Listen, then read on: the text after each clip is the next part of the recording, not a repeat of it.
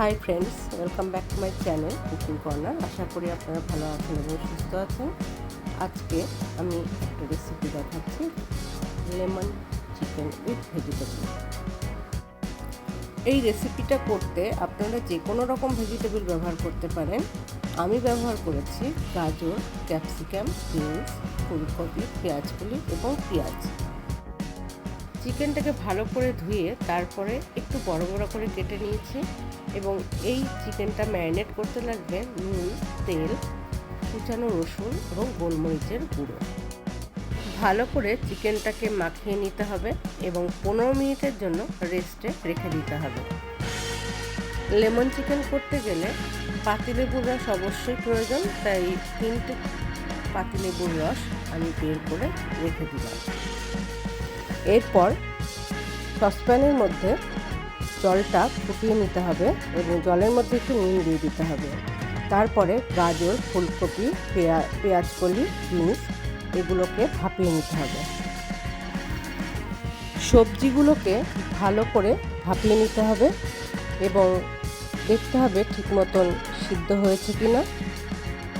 আর এই সবজিগুলো যাতে কালারটা ডিসকালার না হয় তার জন্য একটা অন্য কাঁচের বোলের মধ্যে কয়েক টুকরো বরফ দিয়ে দিতে হবে এবং ওই বরফের মধ্যেই এই সবজিগুলো দিয়ে দিতে হবে। তাহলে কি হবে যে ডিসকালার হবে না, সবজিগুলোর কালারগুলো একই রকম থাকবে।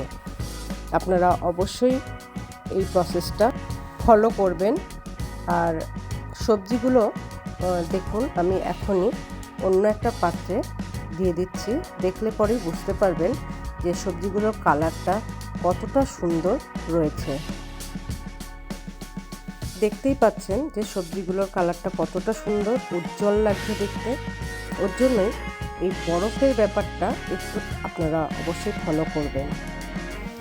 এরপর ফ্রাই প্যানে চিকেনগুলোকে রোস্ট করে নেব। আলাদাভাবে কোনো তেল ব্যবহার করছি না। চিকেনটা রোস্ট হতে হতেই এরপরে আমি ভেজিটেবলগুলোকেও ভেজে নেব ফ্রাই প্যানে। একটু তেল দিয়ে দিচ্ছি, তারপরে ক্যাপসিকাম আর পেঁয়াজটাও দিয়ে দিচ্ছি।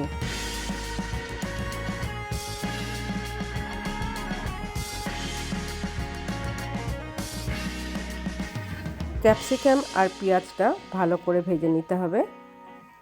তারপরে দিয়ে দিতে হবে একটু নুন দেওয়ার পরে মোটামুটি ওটা ভাজা হয়ে গেলে তারপরে দিয়ে দেব কুচানো রসুন।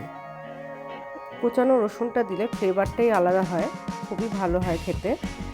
আর রসুনটা দেওয়ার পরে ভালো করে তাকে মিশিয়ে নিতে হবে এবং মেশানো হয়ে গেলেই আমি সবজিগুলো, যেগুলো আমি ঠান্ডা জলের মধ্যে রেখেছি, ওই সবজিগুলো ফ্রাই প্যানে দিয়ে দেবো। সবজিগুলো যেহেতু আমি ভাপিয়ে নিয়েছি, এর জন্য এখানে আলাদাভাবে জল ব্যবহার করার কোনো প্রয়োজন নেই। আমি এর মধ্যে মিশিয়ে দিচ্ছি একটু গোলমরিচ গুঁড়ো দেওয়ার পরে এটাকে ভালো করে মিশিয়ে নিতে হবে। তারপরে আমি দেব অরিগানো এবং চিলি ফ্লেক্স। দেওয়ার পরে আবারও ভালো করে মিশিয়ে নিতে হবে। তো অরিগানো আর চিলি ফ্লেক্স দিলে ফ্লেভারটা আরও অন্যরকম হয়, খুব ভালো লাগে। সবজিটা শুধু খেতেও খুব ভালো লাগে। তো আপনারা এই স্টেপগুলো অবশ্যই ফলো করবেন। মোটামুটি হয়ে গেলে পর অন্য একটা পাত্রে ট্রান্সফার করে নেব। চিকেনের একদিকটা হয়ে গেছে, এবার আমি উল্টিয়ে দেব। ওই দিকটাও হয়ে গেলে পর তারপরে আমি অন্য একটা পাত্রে রেখে দেবো চিকেনগুলো। এই লেমন চিকেন করতে গেলে যে লেবুর রসের একটা সস বানিয়ে নিতে হবে। লেবু এবং বাটার সঙ্গে হচ্ছে রসুনের কুচি। তো আমি এই সসটা বানাচ্ছি, আপনারা দেখুন।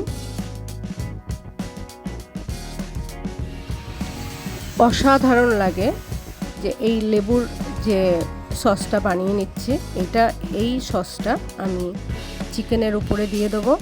তো লেমন চিকেন বানাতে এমন কিছুই উপকরণ লাগে না, যেটুকু ঘরে আছে ওই দিয়েই করা যায়। তো আপনাদের যদি ভালো লাগে তাহলে অবশ্যই আপনারা লাইক, কমেন্ট, শেয়ার, সাবস্ক্রাইব অবশ্যই করবেন এবং কমেন্ট সেকশনে জানাতে ভুলবেন না, যে অবশ্যই একটা কমেন্ট করে দেবেন যে কেমন লাগছে আপনাদের রেসিপিগুলো। ধন্যবাদ।